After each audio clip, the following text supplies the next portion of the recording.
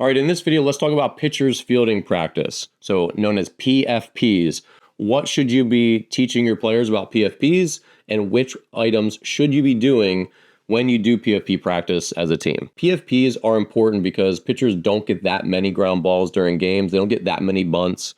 And so you need to do enough of it so players stay fresh and they stay current. It's kind of like a certification, like a professional certification. Like you just got to do your continuing ed enough so that you stay fresh and you don't freak out and panic when you're in a situation where you're like, oh, wait, where do I throw this one? Or like, what do I do with this? First, let's go over the 4 different types of bunts. All right, first one is bunts where you're just going to throw to first base. So you want to hit a mixture here of bunts up the first base line, back to the pitcher, and third base line. Every pitcher doesn't need to get each one, but you just want to give a couple where you just step and throw, make a quick shuffle, throw to first base. Number 2, bunts with a runner on first where you're throwing to second. This is a good time to have real live runners and hit the bunts differently to each pitcher. Obviously, you're only going to have a chance at a play at second if it's a bad bunt where it's bunted pretty hard back at the pitcher, but you want to mix this around and have real base runners so they can see the cause and effect.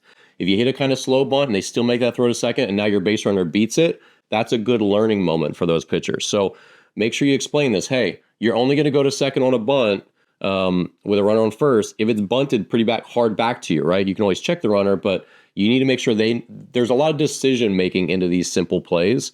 And this is a good time for them to make those decisions, right? So they can figure out, okay, it wasn't bunted that hard and he was safe. So next time, oh, okay, that's bunted like onto the dirt for me on the mound.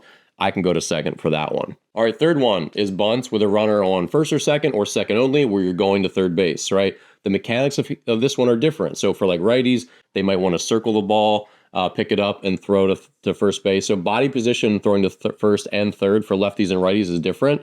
So this is one where you want to coach them on taking good angle to the ball where they can make a quick throw without having this open, awkward throw to first base. So make sure you do practice bunts where you're throwing to third. And the last bunt that you want to cover in pitcher fielding practice is do or dies, like the flip to home on a suicide squeeze attempt, basically. So this is where they're going to run up either, flip it with their hand or grab it and flip it or maybe shovel pass with their glove. You can let them improvise on this and fail and have a little fun because ultimately it's got to get in the catcher's glove really, really fast. And this is, again, if it's bunted hard back to them, they're going to probably glove it and flip it. If it's bunted really where it stops in the grass, they might have to really lunge and they might want to see if they can shovel pass it with their glove without ever grabbing it.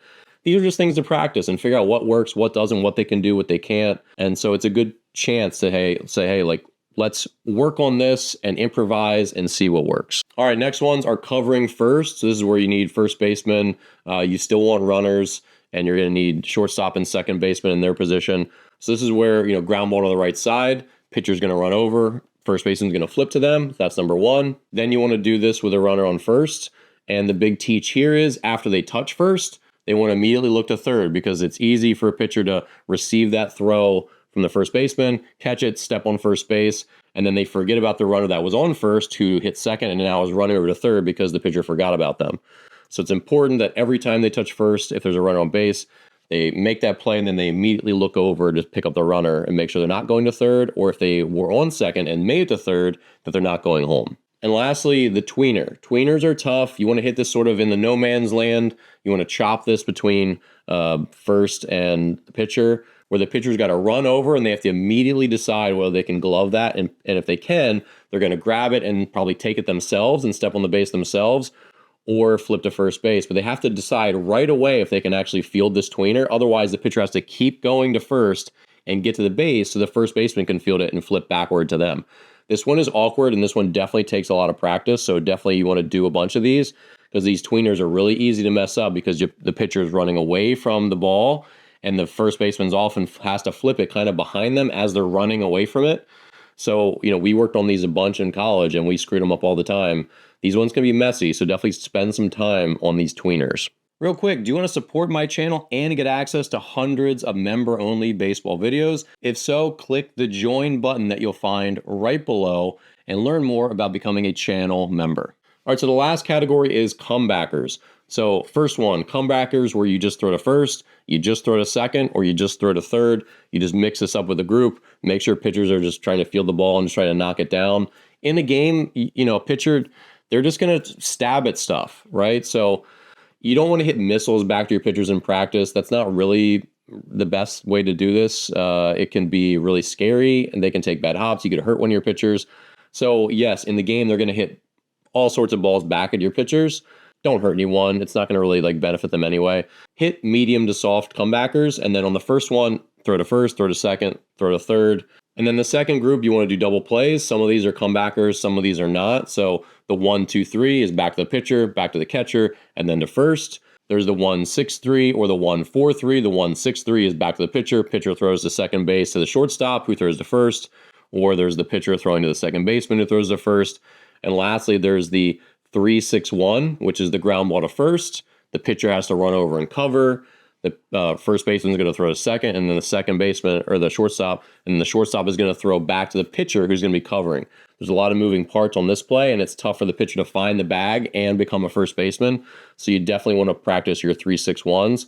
Those are complicated, and those can, win or lose a game sometimes. And then lastly, you just want to cover pass balls and wild pitches. So, throw into the backstop, pass your catcher, have your catcher hustle back, slide, make the throw to your pitcher who should be covering and putting down a tag. Be careful with the runners coming in for this, but you do probably want to have runners here as well. And this is good for the runners to gauge, can they go? Can they make it? Can they not?